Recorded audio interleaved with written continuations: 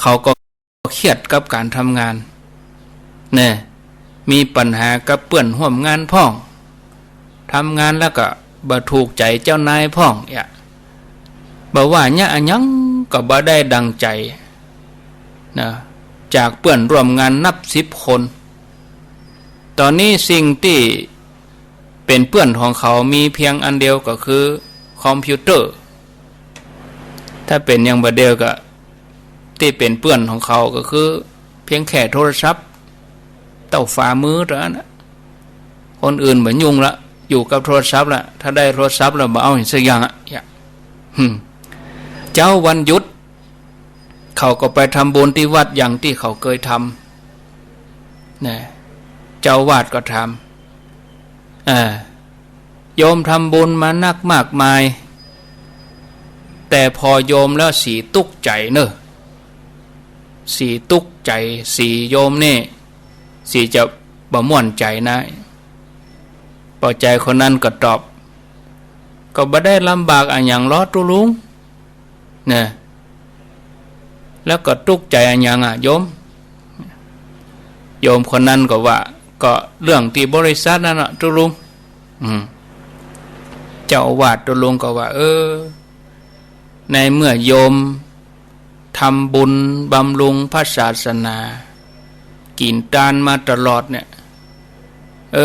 หันทีอาตมาจะช่วยโยมได้เพียงแต่เอาธรรมะเฮือตัวอันน่ะเนอะแล้วก็โยมนี่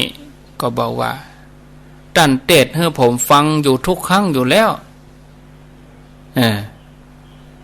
บ่ใจกรรมบาลีบ่ใจสวดมนต์นะแต่เป็นคำสอนตุลุงเจ้าวาดนี่ก็ปนมมือเหมือนจะฮื้อปอนพอใจคนนั้นโยมคนนั้นก็ยกมือตัวเหมือนจะปันป้อนเกณฑ์แล้วก็เอาเหมือนจะปันป้อนเอาไหวต่างคนต่างไหวตุลุงก็จะปันป้อนยะถาสปีแต่บ่ใจบาลีบ่ใจคำสวดอย่างนะเนาะตุลุงนี่ก็ว่าโยมเฮ้ยธรรมดาคนเฮานั้นเนี่ยจะพอคนอื่น 90% พอตัว90%พอแต่ความผิดคนอื่นเพ่งโทษคนอื่นกึดแต่จะแก้ไขคนอื่นโยมปิ้นแห่งใหม่เนอะปิ้นแห่งใหม่พอคนอื่น 10% ก็เพราะพอเพื่อศึกษาว่าเมื่อเขาเนี่ยยังอันเมื่อเขาทำอย่างอี้คนอื่นรู้สึกอย่างใดเพื่อเอามาสอนตัวโยมแล้วก็พอตัวเก่าพิจารณาตัวเองสัก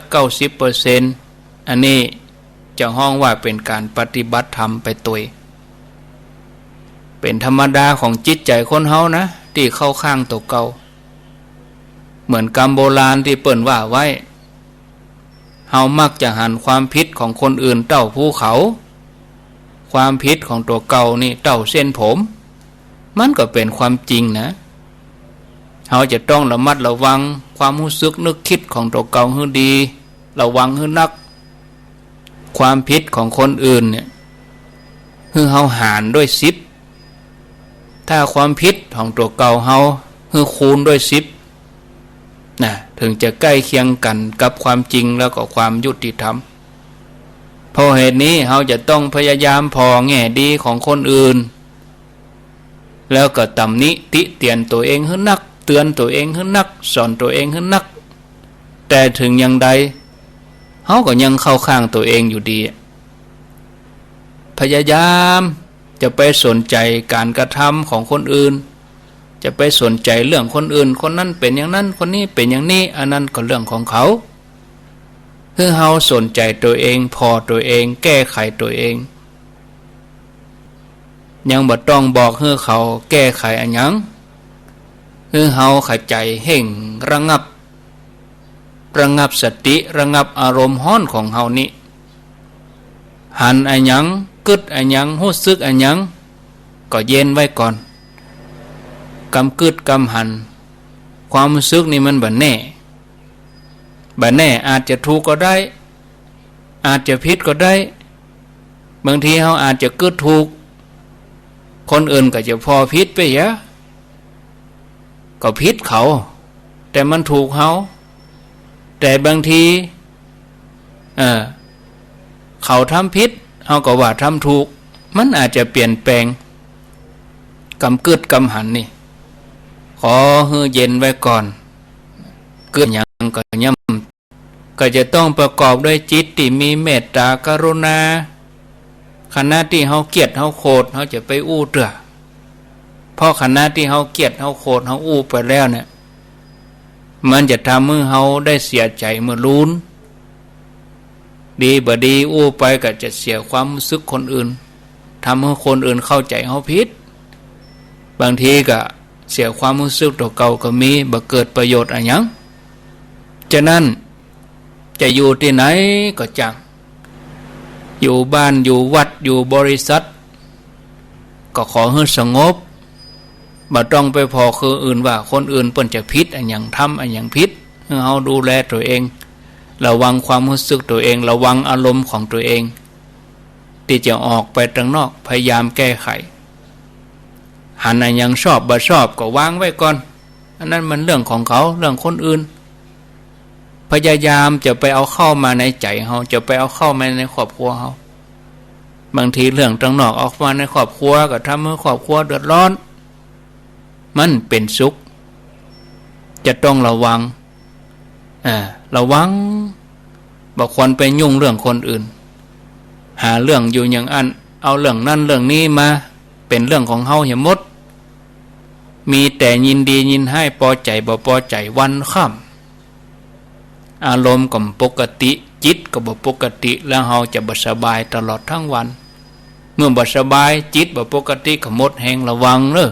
พยายามพอจิตตัวเองรักษาปกติไผจะเป็นอันยังไผจะยะอันยังไผจะดีจะชั่วอันนั้นก็เรื่องของตัวเขาแม้เขาทำกับเฮาเขาว่าเฮาเขายะเฮาก็เป็นเรื่องของเขาถ้าเฮาเป็นอย่างอันก็อย่าเอามาเอาเป็นอารมณ์อย่าเอามาเป็นเรื่องของเฮาดูใจของเฮาพัฒนาตัวเฮาทำใจของเฮาให้เป็นปกติฝึกหัดปล่อยวาง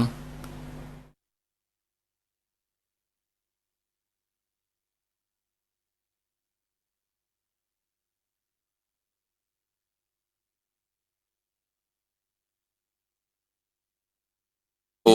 กายเก้าเกษาแดบไตพาติตะทะไหลรัตนาผ่านแผ้วพระแก้วเจ้าทั้งสามภาคการโดยความเคารพนอบนบปุจจาขอย่อมือ10 นิ้วไหว้สาปาละมีธรรมครูบาอาจารย์พระมกาเทลานุเทละพระเทละพระเจ้าพระสงฆ์ทุกรูปทุกตนโดยความเคารพขอความสุขความสัตย์สันดีจงมีแก่ศรัทธาญาติโยมท่านสาธุชนพุทธบริษัทต่างหลายที่ได้เปิดเครื่องวิทยุสดับรับฟังยังช่วงรายการมรดกธรรมปืนบ้านล้านนาในเมื่อเจ้าวันนี้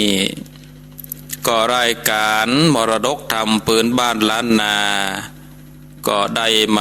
มาพบกับศรัทธาญาติโยมท่านสาธุชนนักศีลนักบุญทุกท่านการเป็นประจำในวันพัดในวันพุธแล้วก็วันพฤหัสบดีเวลาตี 3:30 นาทีรัตนาตี 4:50 นาทีโดยประมาณโดยความเคารพนอบนบปุจจาแห่งกระผมอาตมาภาพพระครูสังฆลักษณะยอมือสิรินิ้วไว้เจ้าอาวาสวัดหาลิกาลามสันมานะตำบลต้นธงอำเภอเมืองจังหวัดลำพูน ได้นำเอารายการมาปะมาพบกับศรัทธาญาติโยมท่านสาธุชนนักศีลนักบุญทุกท่านก็วันนี้ก็เป็นวันพัดที่2 เดือนเมษายนพุทธศักราช2563ก็ได้มาจุจอดหลอดตึงแห่ง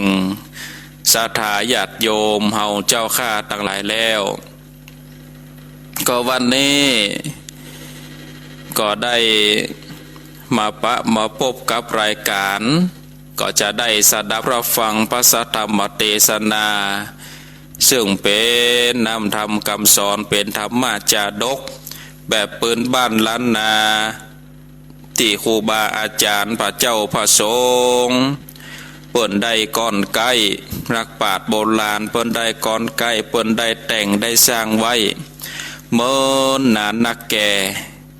ก็ต่อจากตะวาศรัทธาญาติโยมสั่งศีลธนูใจ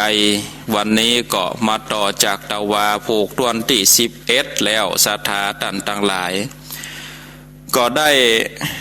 เตดน้ำเตดธรรมดำเนินความใจความมาก็ใกล้จะจบแล้วนะศรัทธาญาติโยมทำสั่งศีลธนูใจกับนี้หรือว่าทำชุดนี้ก็มีทั้งหมดอยู่14ผูกด้วยกันก็ตอนนี้ก็วันนี้จะเตดทำผูกตัวนที่11ก็เหลือแถม3ผูกสุดท้ายเพราะฉะนั้นก็เจิญจวนป่อออกแม่ออกศรัทธานาบุญท่านสาธุชนพุทธบริษัทได้ตั้งอกตั้งใจสดับรับฟังพระสัทธรรมเทศนาแบบปืนบ้านล้านนาแบบจาดกแบบปืนบ้านล้านนาก็เจิญจวนป่อออกแม่ออกศรัทธาท่านทั้งหลายได้ตั้งอกตั้งใจสดับรับฟังพระสัทธรรมเทศนาเป็นแบบปืนบ้านล้านนาเป็นลำดับต่อไปนะโม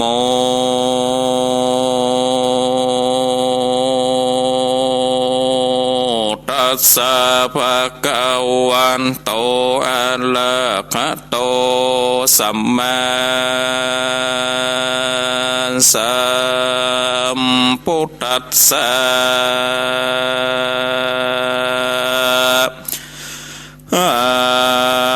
ตังโคเตภาตาโลโลเพนะปันโทตาเจนตาคนตัวอัญญมันยังมันตันยินตัวเตสะตะโวนโดลาสะโปเลสะทั้งหลาย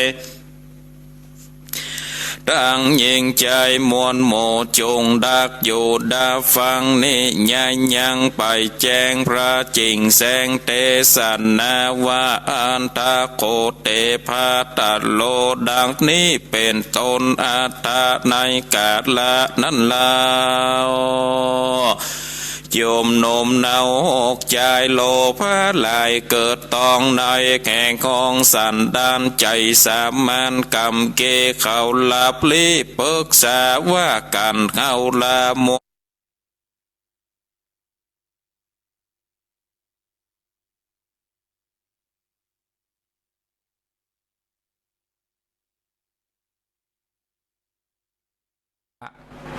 ไปขุดต่อขุดอย่างขุดบ่หินขุดบ่หินเลาะดอยมาเนี่ยมันไม่เนี่ยอย่างเป็นบ้าไปแล้วเขาก็เล่ากันว่ามันเป็นบ้าไปขุดบ่หินเป็นห้องน้ำมาไผ่บ่เนี่ยกันอยู่มาวันหนึ่งขณะที่